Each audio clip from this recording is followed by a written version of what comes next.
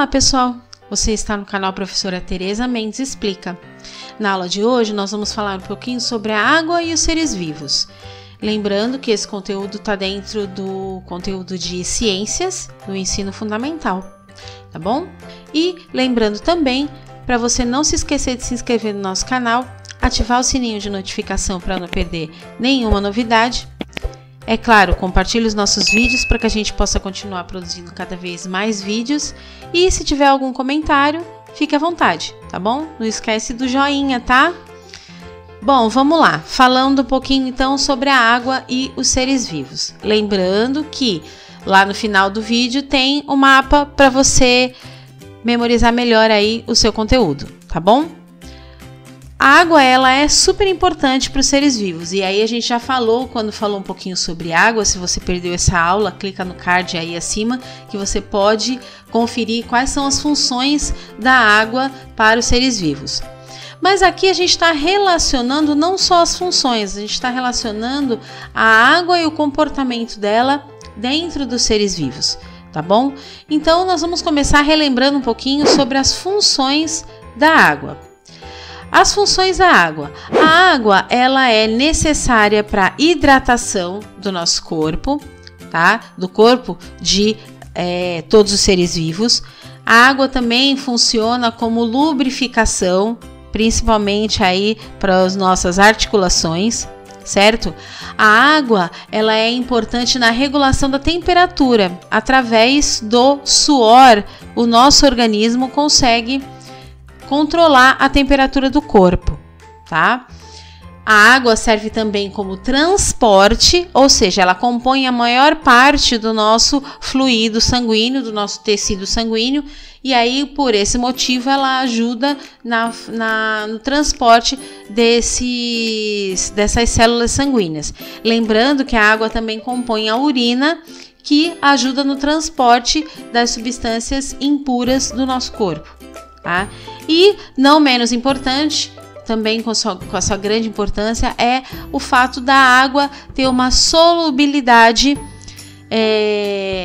Significa o quê? Que na água é possível diluir a maioria, não todos, tá? Mas a maioria das substâncias. E por isso essa solubilidade é tão importante, tá? Já que a gente está falando de solubilidade, então vou falar um pouquinho sobre essa parte da solubilidade mesmo.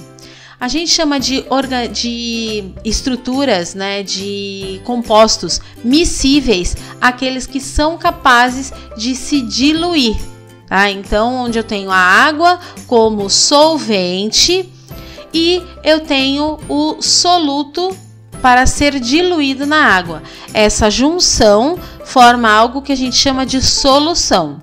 Mas tem aqueles produtos, aqueles compostos que não são possíveis de diluir na água, como óleo, azeite, por exemplo.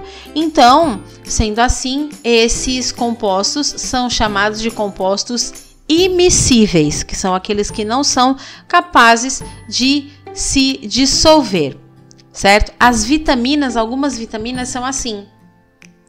Elas podem ser diluídas na água e outras não conseguem ser diluídas na água, né? Que então a gente chama aquelas que são diluídas na água, são chamadas de hidrossolúveis.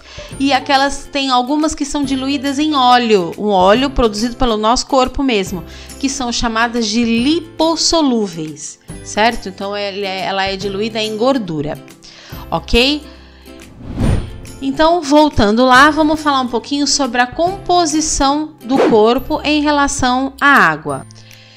Então, essa composição corporal ela vai variar de acordo com a espécie, tá? Como funciona isso?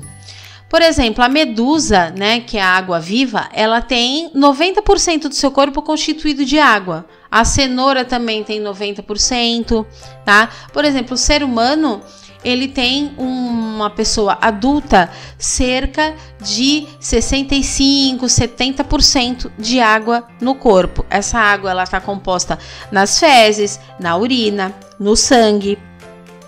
Ela é utilizada, como a gente já falou, na transpiração, né? Então a gente ingere, a gente obtém essa água através do que? Através da ingestão da água e através da ingestão de alimentos que tenham a água, tá?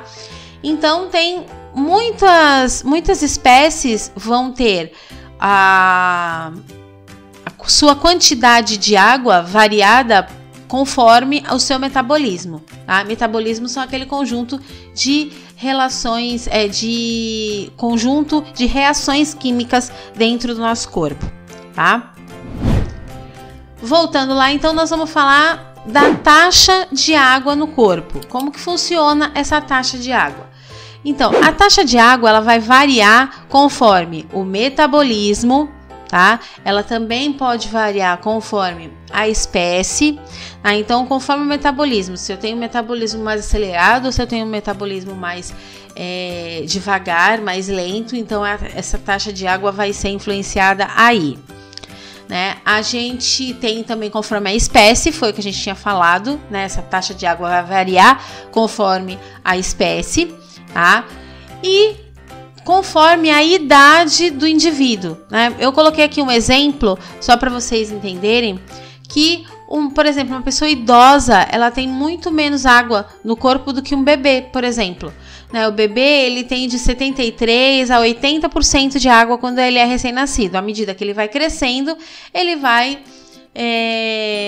acaba perdendo essa água, né? Então, o homem adulto tem aí cerca de 60% a 70% do seu corpo. A mulher, ela tem um pouco menos que o homem, tá? Por conta da sua constituição biológica. E o idoso, ele chega a ter até menos de 50% de água no seu corpo. Por isso que o corpo do idoso, ele é mais frágil do que o corpo de uma pessoa adulta, certo?